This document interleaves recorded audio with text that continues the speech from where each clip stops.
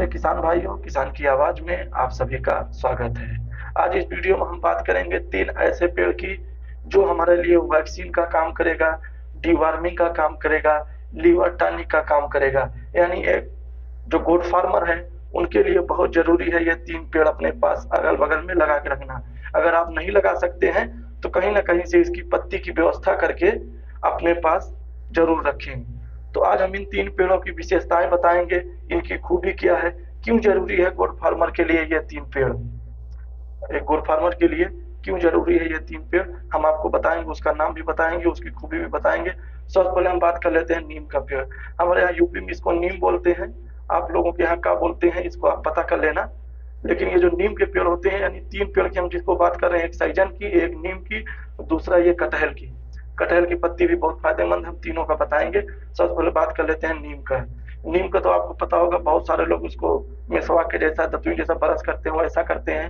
दांत के लिए बहुत फायदेमंद है, जहाँ फोड़ा फुंसी या दाना निकल जाता है उसके लिए भी बहुत फायदेमंद है। पेड़ के जड़ में जो कीड़े लग जाते हैं उसमें भी मारने में इसके तेल का बहुत काम आता है। लेकिन आज हम बात कर लेते हैं बकरी के लिए क्या काम है। बकरी को अगर आप महीने में 6 दिन इसको खिला देते हैं इसकी पत्ती को, तो आपको डिवार्मिंग की जरूरत नहीं पड़ेगी, लीवर टॉनिक की जरूरत नहीं पड़ेगी। ये डिवार्मिंग है।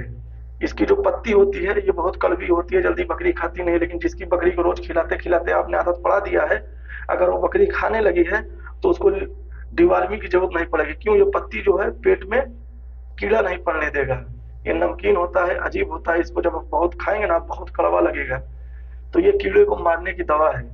जैसे बकरी इसको खाएगी उसके पेट में जाएगा तो जो भी कीड़े होंगे वो सब बाहर आ जाएंगे। जैसे आपने डिवार्मिंग करते हो तो डिवार्मिंग में कीड़े बाहर आते हैं, और जब डिवार्मिंग नहीं करना पड़ेगा तो आपको लीवर टॉनिक का भी पैसा बच जाएगा।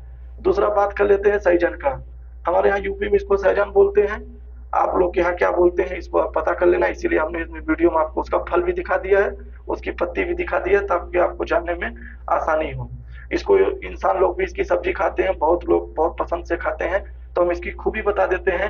जब आपको पता होगा बकरी को आपने देखा होगा, बकरी जैसे इंसान को चेचक होता है, सेम उसी तरीके से बकरी को भी चेचक हो जाता है। और जब बकरी को चेचक हो जाता है उसको तेज बुखार हो जाता है, बकरी कभी कभी बकरी मर भी जाती है।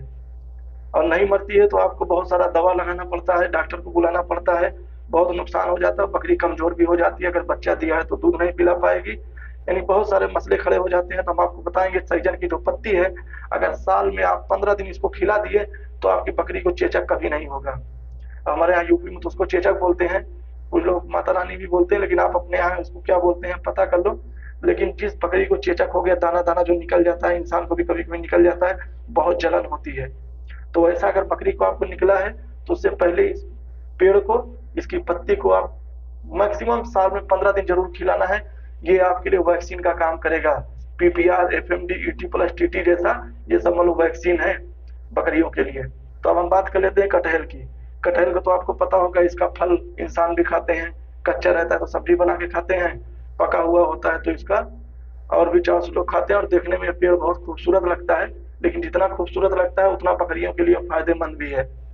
तो इसकी पत्ती का सबसे ज्यादा फायदेमंद है हमारे बच्चों के लिए। जो छोटे बच्चे होते हैं उनके लिए ये बहुत अच्छा है। छोटी पत्ती होती है इसकी, छोटे बच्चे अगर आपके पास छोटे बच्चे हैं तो बकरी के मेमने, तो उनको ये खिलाओ, बहुत फायदेमंद है। आपने देखा होगा इसमें प्रोटीन बहुत होता है। जब प्रोटीन पता लगाने का सबसे अच्छी खूबी हम इंशाल्लाह नेक्स्ट वीडियो में आपको बताएंगे कि आखिर हम कैसे पता करें किस पत्ती में प्रोटीन ज्यादा है।